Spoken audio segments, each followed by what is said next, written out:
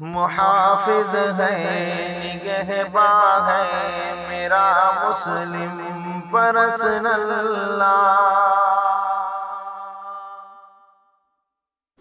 السلام علیکم ورحمۃ اللہ وبرکاتہ۔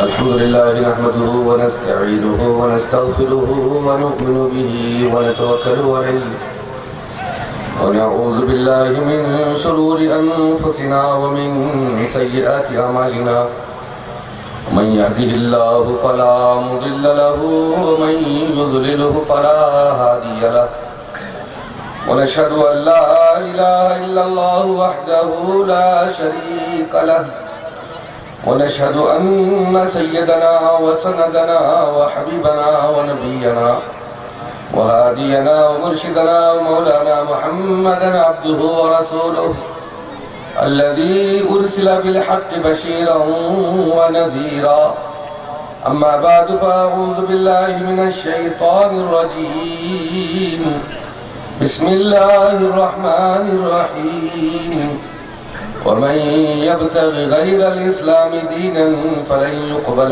منه صدق الله العظيم۔ محترم بزرگوں، اسٹیج پر رونق افروز سبھی علماء کرام اور ائمہ اعظام، مفتیان کرام، فقہاء اعظام، میرے سامنے بیٹھے تمام بزرگان دین اور عزیز دوستو، اللہ پاک کا بہت بڑا فضل و کرم ہے اس ٹھنڈی کے موسم میں بھی آپ تمام کو اپنی اور اپنے حبیب اور اپنے دین کی محبت میں بٹھایا۔ کہنے والا سننے والے سبھی عمل کے محتاج ہیں، دعا فرمائیں اللہ تعالی ہم تمام کو کہنے سننے سے زیادہ عمل کرنے کی توفیق نصیب فرمائیں۔ اصل مہمان ہمارے جو آ رہے ہیں انہی کا خطاب اصل ہے اور انہی کو سننے کے لیے ہم جمع بھی ہوئے ہیں۔ ہمارے اسٹیج پر جن احباب نے تقاریر کیے ہیں ماشاءاللہ وہ بھی قابل ستائش ہے، اور ہمارے مہمان ہیں حضرت مولانا وسیع اللہ صاحب جو ہمارے اکولہ ضلع کے جمعیت کے صدر ہیں، انہوں نے بہت بہترین باتیں آپ کے سامنے کی ہیں، قابل عمل ہیں، اور میں دعا کروں گا اللہ پاک ان تمام شہ سواروں کو زندونی رات چوگے ترقیہ سے مالا مال فرمائے۔ میرے دوستو، عزیزو، بزرگو،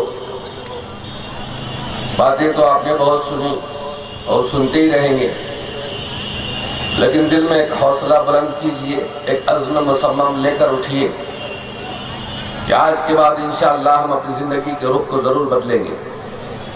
آپ اگر بدل جاؤ پوری دنیا کا نظام بدل جائے، ہم اگر بدل گئے دنیا کا نظام بدل جائے گا۔ ہم نے اپنے آپ کو نہیں بدلا، ہم قرآن و حدیث کو چھوڑ کر زندگی گزار رہے ہیں، اس لیے ہر جگہ ذلت و خواری ہمارا مقدر بن رہی ہے۔ مہمان آئے ہیں، نعرہ تکبیر، نعرہ تکبیر، آل انڈیا مسلم پرسنل بورڈ، آل انڈیا مسلم پرسنل بورڈ زندہ باد، زندہ باد۔ حضرت مولانا محمد عمران محفوظ رحمانی صاحب قبر زندہ باد۔ حضرت مولانا محمد عمران محفوظ رحمانی صاحب، نعرہ تکبیر، علماء اہل سنت، علماء دیوبند، حضرت مولانا محمد عمران محفوظ رحمانی صاحب، آل انڈیا مسلم پرسنل بورڈ، نعرہ تکبیر، نعرہ تکبیر، حضرت مولانا محمد عمران محفوظ رحمانی صاحب۔ بیٹھے اطمینان سے تشریف رکھیں۔ آپ آئے تو بہاروں نے لٹائی خوشبو، آپ آئے تو بہاروں نے لٹائی خوشبو، پھول تو پھول تھے کانٹوں سے بھی آئی خوشبو۔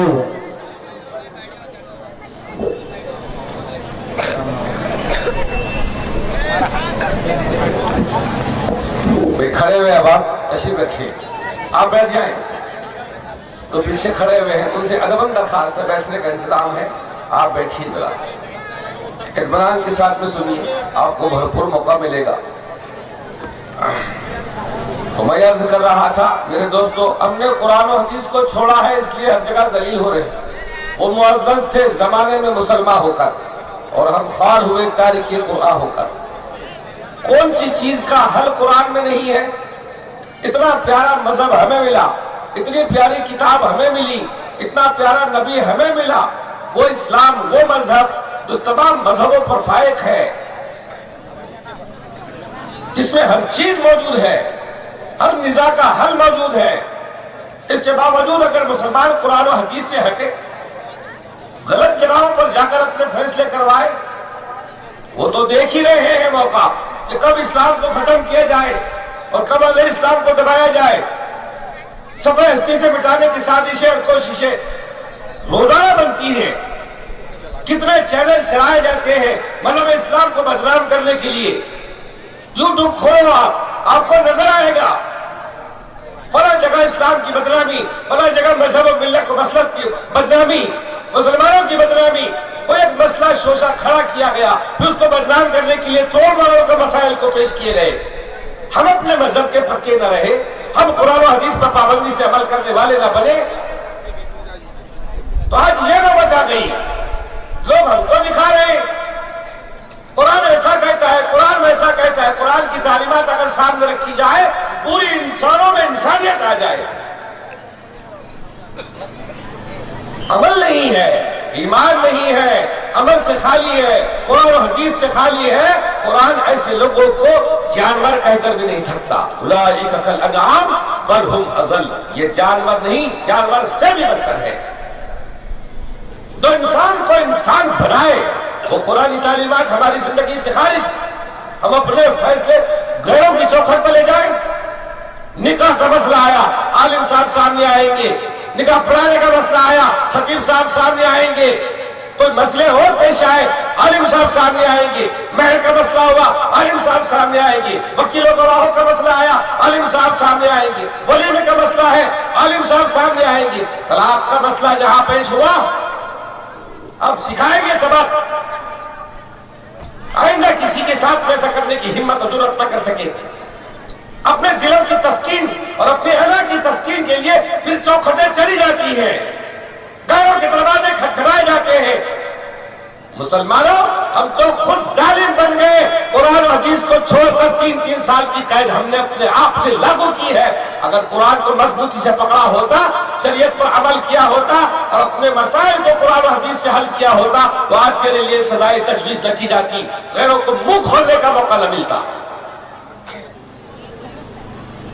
طلاق کا مسئلہ آیا، اب علماء سے رجوع نہیں، اب قرآن و حدیث سے رجوع نہیں، اب نہیں پوچھا جائے گا۔ نکاح میں پوچھا تھا، مہر میں پوچھا تھا، ولیمے میں پوچھا تھا، طلاق کے اندر اب نہیں پوچھے گا۔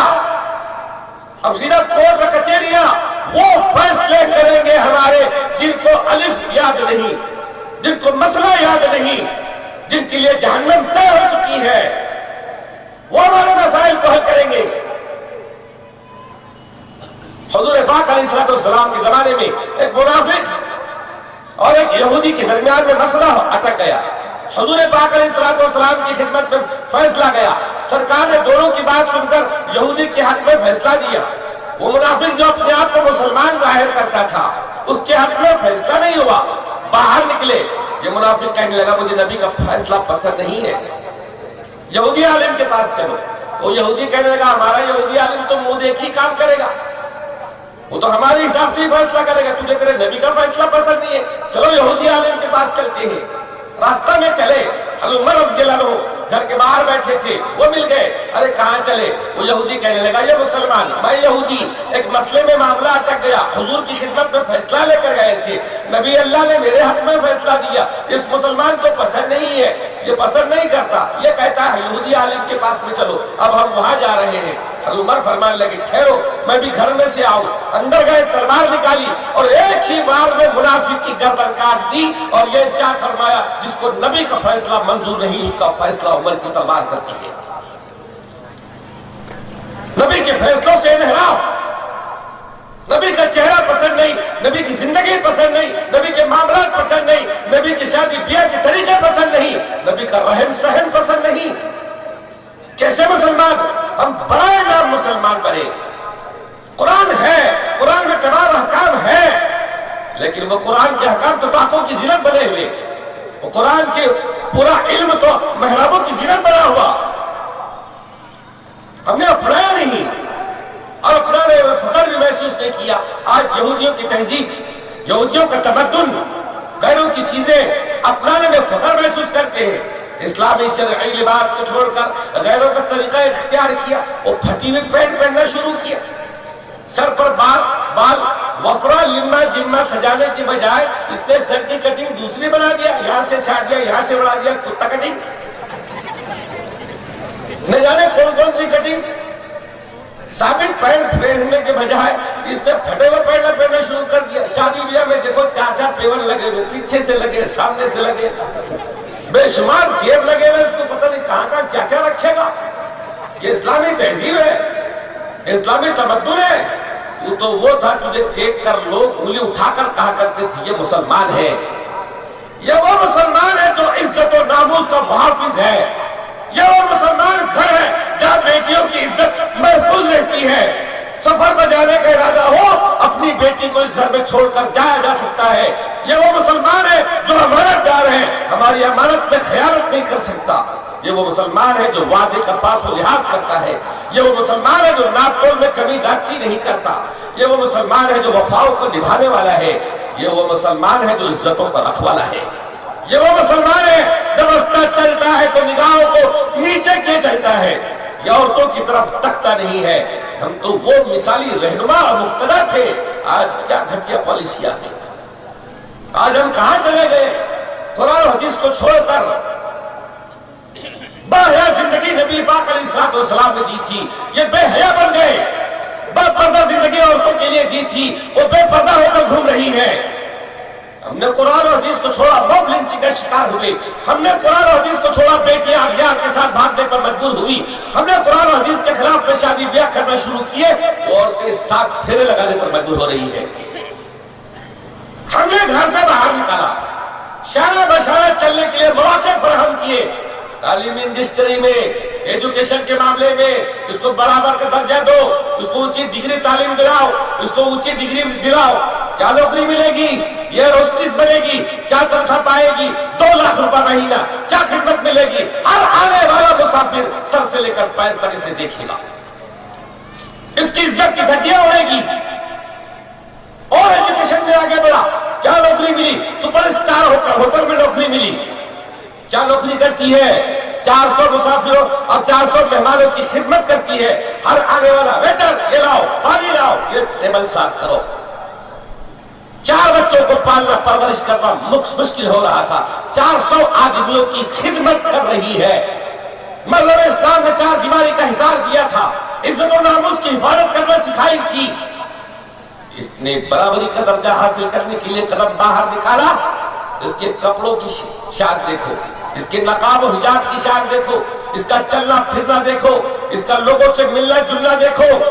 کہاں گئی عزتیں، نیلام ہو گئی بازاروں میں، کہاں گئی عزتیں، نیلام ہو گئی آفسوں میں، ہر ایک کے سامنے پردے اٹھتے ہیں۔ وہ بھول گیا اما عائشہ رضی اللہ عنہا کی زندگی کو، وہ بھول گیا فاطمہ الزہرا جگر کو شہ رسول اور حضرت بطول اور حسنین کریمین کی اماں کے اخلاق کو، کہ کیا باپ پردہ زندگی میرے نبی نے بتائی تھی اور کیسی زندگی گزار کر دنیا سے گئی ہے، جنتی عورتوں کی سردارن دنیا سے کس حال میں گئی۔ علی میرے جنازے قرآن کے اندھیرے میں لے کر چلنا، جن کے اجالے میں نہیں، میرا غسل ہو چکا، اب مجھے غسل دینا نہیں۔ حضرت علی فرماتے عائشہ فاطمہ کچھ لوگوں کی جنازے کی نماز لوگ پڑھتے ہیں، پڑھنے والوں کی وجہ سے میت کی مغفرت ہوتی ہے، کچھ جنازے ایسے ہوتے ہیں کہ میت کی نماز پڑھنے والے آتے ہیں، میت کی وجہ سے پڑھنے والوں کی مغفرت ہوتی ہے، تو ان کو محروم کیوں کر رہی ہے؟ اب میرے سردار آپ کو یاد نہیں فاطمہ کے چہرے کو یا تو علی مرتضیٰ نے دیکھا ہے یا نبی مصطفیٰ نے دیکھا ہے۔ تیسرا کوئی آدمی فاطمہ کے چہرے کو نہ دیکھ سکا، اپنے آپ کو اتنا باحیا بنا کر نکلی ہے۔ انگلینڈ میں ایک آدمی مریض بن کر داخل ہوتا ہے دواخانے میں، ڈسچارج کا وقت ہوتا ہے، نکلنے کا وقت، نرس کہتی ہے میں تم سے شادی کرنا چاہتی ہوں، میں مسلمان، تم عیسائی، تیرا میرا جوڑ نہیں، میں مسلمان ہو جاؤں گی۔ آخر وجہ کیا ہے؟ وجہ یہ ہے کہ میرے دواخانے میں جتنے لوگ آج تک آئے ہیں ہر ایک نے سر سے پیر تک میرا جائزہ لیا ہے، میرے جسم کو دیکھا ہے، میری جوانی کو تاکا ہے، میرے لباس کو دیکھا ہے، ہر مرتبہ نظر کیا ہے، لیکن اللہ کے بندے جس دن سے تو دواخانے میں آیا آج تک تو نے چہرہ اٹھا کر نظر اٹھا کر میری طرف نہیں دیکھا۔ میں سمجھ گئی مذہب اسلام سے زیادہ باحیا کوئی مذہب نہیں ہے، مذہب اسلام سے زیادہ عزت کی اور پاک دامانی کی حفاظت اور کہیں نہیں ہو سکتی ہے۔ مجھے اس لیے اسلام قبول کرنا ہے۔ ہم تو رہبر تھے، مقتدا تھے، پیشوا تھے، دوسروں کے لیے نمونہ تھے۔ آج میری بیٹیاں باہر نکل رہی ہے، میں نے کھلے بہار انہیں اجازت دے رکھی ہے، جیسے چاہے ڈھنگ کے کپڑے استعمال کر لے، جیسے چاہے وہ جہاں چاہے وہ جائے، دن کے اجالے میں جائے، رات کے اندھیرے میں جائے، محرم ساتھ میں ہو نہ ہو۔ میں نے تو اس کا بھی خیال نہیں کیا کہ میری بیٹی سفر کر رہی ہے تو ساتھ میں اس کے محرم ہے بھی یا نہیں، اس کے لیے سفر جائز ہے بھی یا نہیں۔ میرے دوست عزیز و بزرگوں، قرآن و حدیث کو مضبوطی سے پکڑے، قرآن و حدیث پر عمل کرے، جو احکام بتائے گئے اس پر عمل کرے، اس کو چھوڑ کر نہ جیے۔ طلاق کی نوبت ہی نہ آئے گی اگر زندگی خوشگوار گزارنی ہے۔ نبی کے طریقے پر اگر زندگی گزر رہی تو طلاق کی نوبت ہی نہیں آئے گی، نہ طلاق کی نوبت آئے گی، نہ 3 سال کی سزا کا قانون ہمارے اوپر لاگو ہوگا۔ نئے قانون آ رہے ہیں، کبھی مسلم پرسنل لا بورڈ میں مداخلت کی جاتی ہے، کبھی اور کچھ احکام لاگو کیے جاتے ہیں، مسلمانوں کو ان کے مذہب سے ہٹانے کی کوششیں کی جاتی ہیں، فیشن کے نام پر نئی چیزیں ایجاد کی جاتی ہیں، اسکولوں میں تعلیم کے نصاب کے نام پر نئی چیزیں داخل کر کے ہماری تاریخ کو مٹانے کی کوشش کی جاتی ہے۔ ہم ہی نہیں سدھرے، ہم ہی کو معلوم نہیں، ہماری تاریخ کا پتہ نہیں ہے۔ ارے یوٹیوب پر کسی نالائق نے کوئی بات اگر چھیڑ دی، ہم سمجھتے ہیں یہی حق اور یہی سچ ہے، ہم کو ہماری تاریخ کا پتہ نہیں۔ اورنگزیب رحمۃ اللہ علیہ جیسے کو نشانہ بنایا جاتا ہے، کون جانے انڈیا میں اور ہمارے ملک بھارت میں ایسا بادشاہ دنیا کو ملا ہے نہ ملے گا، اور نہ قومیں ایسا بادشاہ پیدا کر سکتی ہے نہ کرے گی۔ اورنگزیب رحمۃ اللہ علیہ تو بادشاہت کی کرسی پر بیٹھ کر ٹوپیاں سل کر اپنی زندگی گزارتا تھا، رات میں لوہار کی بھٹی میں جا کر ہتھوڑے سے لوہے پر ہتھوڑا برساتا، اور رات بھر کی مزدوری میں چمنی یا ٹھنی ہاتھ میں آتی جس سے اپنے گھر کا گزارا ہوتا تھا۔ روکھی روٹی اور سوکھی روٹی کو پانی میں بھگو کر نمک چھڑک کر کھا لیا کرتا تھا۔ وہ عظیم بادشاہ اس سلطنت کو ملا ہے۔ اورنگزیب رحمۃ اللہ علیہ کی کہانی سنانے جاؤں، تاریخ بتاؤں تو گھنٹوں آپ کے لیے لگ جائیں گے، اتنا وقت نہ میرے پاس ہے نہ آپ کے پاس ہے، مہمان کو وقت دینا ہے۔ میرے دوستو، وہ عظیم بادشاہ ہمیں ملا ہے، انگلیاں اس پر اٹھتی ہے، یہ ایسا تھا، یہ ویسا تھا۔ آپ کو اپنی تاریخ اگر یاد نہ ہوگی تو آج کی تاریخ پڑھ کر آپ کو یہی تاریخ یاد رکھنا پڑے گا، اور اسی کو آپ سچ اور حق سمجھیں گے۔ ٹیپو سلطان پر کبھی انگلی اٹھتی ہے، یہ ایسا تھا، وہ ویسا تھا۔ تم اپنی تاریخ کو محفوظ رکھو، اپنے بچوں کو یاد کراؤ، تاریخ کا پرندہ اپنے گھروں میں رکھو، تاریخ کی کتابیں پڑھو، قرآن و حدیث کو پڑھو، تفسیر سے پڑھو، ترجمے سے پڑھو، ہر چیز کو یاد رکھو، ورنہ تم کو تمہارے مذہب سے ہٹانے اور مٹانے میں دیر نہ لگے گی۔ جو چیزیں تمہارے سامنے توڑ مروڑ کر پیش کی جائے گی تم اسی کو سب سمجھو گے۔ وہ ٹیپو سلطان جس پر انگلی اٹھتی ہے، اس کی تاریخ کا پہلا واقعہ یہ ہے کہ اس کی ماں کہتی ہے، اس ماں نے اپنے بیٹے ٹیپو سلطان کو جب پیدا ہوا دودھ پینے کی 2.5 سال کی عمر تک کبھی بھی اس ماں نے اپنے بچے کو بغیر وضو کے دودھ نہیں پلایا، جس میں طاقت یہ ہے کہ جو شیر کو تو پھاڑ سکتا ہے، شیر اس کا خود بھی بگاڑ نہیں سکتا۔ اپنی اولاد کی پیٹوں میں حلال رزق ڈالو، حلال رزق ڈالو، ایمان کا پختہ بناؤ، اعمال کا پختہ بناؤ۔ یہ سر اور جبین نیاز صرف اللہ کی چوکھٹ کے سامنے جھکنے کے لیے ہے، ظالم کے سامنے جھک نہ سکے گی، کٹ تو سکتی ہے، جھک نہیں سکتی۔ ایک عزم مصمم لے کر اٹھے کہ انشاءاللہ آئندہ کی زندگی ہماری حضور پاک علیہ السلام کے بتائے طریقے کے مطابق اور شریعت مطہرہ کے مطابق گزرے گی۔ ہم قرآن و حدیث کا پالن کریں گے اور قرآن و حدیث پر مضبوطی سے عمل کریں گے۔ حضور پاک علیہ السلام نے جو طریقہ امت کو دیا ہے اس طریقے کے مطابق انشاءاللہ زندگی گزاریں گے، اللہ زندگی کو کامیاب بنائے گا۔ وآخر دعوانا الحمدللہ رب العالمین۔ دوستو، ہمارے ویڈیو آپ کو اچھے لگ رہے ہو لائک کیجئے، زیادہ سے زیادہ شیئر کیجئے، اور پلیز سبسکرائب کرنا نہ بھولیں۔